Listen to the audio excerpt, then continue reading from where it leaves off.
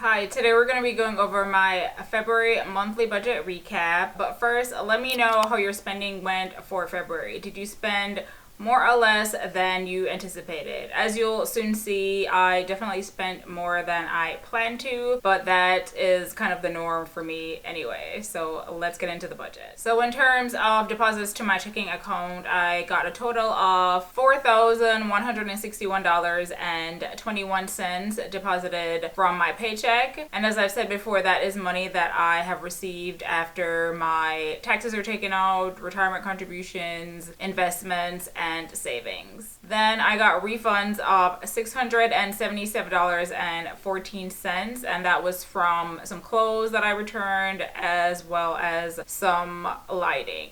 So my total deposits for the month of February ended up being $4,838.35.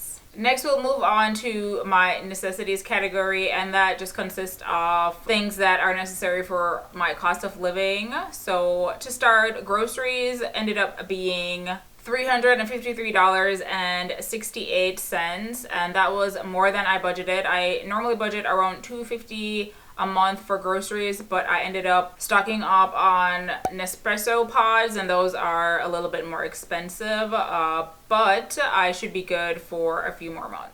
Then fuel, I spent a total of $111.03, and my original budget was $100, but I think I'm going to be increasing that to $125 because, as you may already know, gas prices seem to be increasing. Housing stayed the same at $453.13, and my dental insurance was $36.49 as expected. Medical insurance, $384.17. Internet, $49.99. My cell phone bill was $70, and that's for 2 lines. And then my utilities ended up costing me $62.79, which is a little bit lower than I had budgeted before. I ended up spending $36.34 on oil change, and then I spent $253.05 on my car insurance.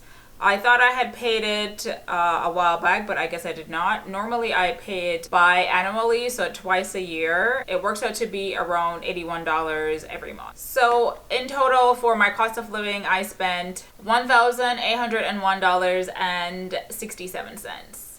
Next up, I have discretionary spending, or spending that was not necessary at all.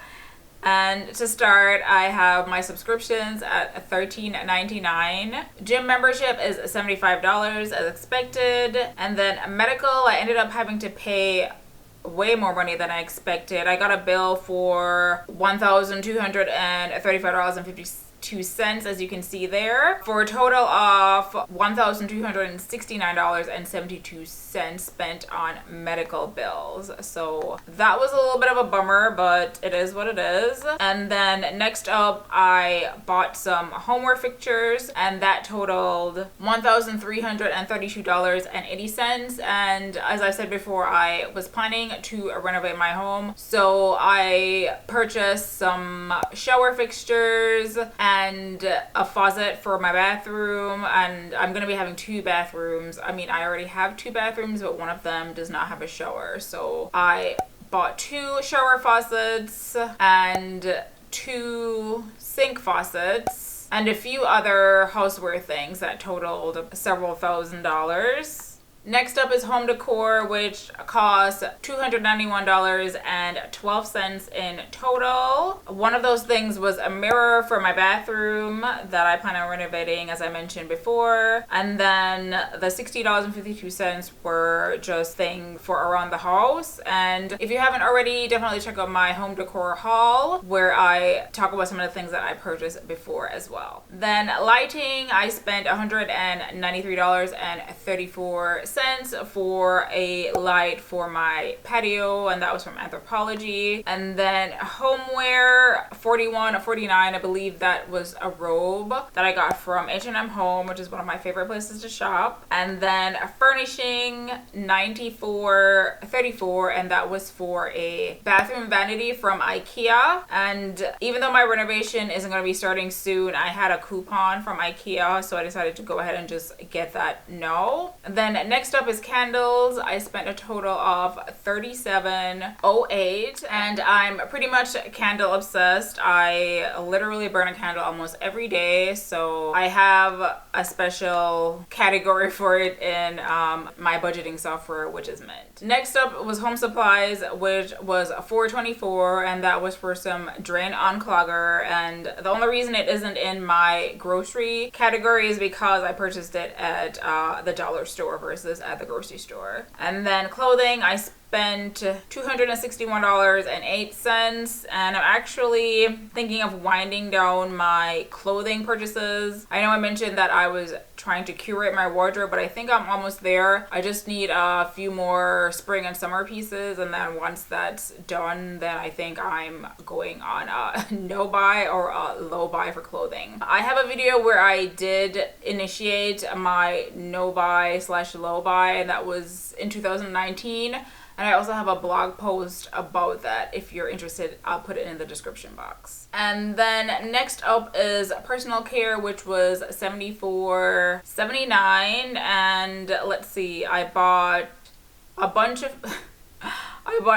stuff. So let's see, hair turban to dry my hair, the Laneige lip sleeping mask. They have like a mini 4-pack, and then some NARS lip gloss. In fact, most of this was from either TJ Maxx or Marshalls. They always have like good deals on this kind of stuff. Then a hair mask, and then my favorite ingrown hair treatment, which is PFB Vanish. And then next up, I went to Panera and Dunkin' Donuts for coffee. That ended up totaling $7.24. And last up, supplements for $9.39. So in total, for my extra spending, I spent $3,705.58. So if you add up my total spending, you can see that it's more than the amount of money that I brought in for the month. And the only reason that works out is because I had money in my checking account to start. So at the beginning of February, I had $2,231.79 in my checking account. And once everything was said and done in terms of deposits and expenses, I am left with $1,590.23 in my checking account for March. If you haven't already, you can definitely check out my March budget, and be sure to subscribe for other budgeting, money, and lifestyle content. Thanks for watching till the end, and I'll see you in the next video.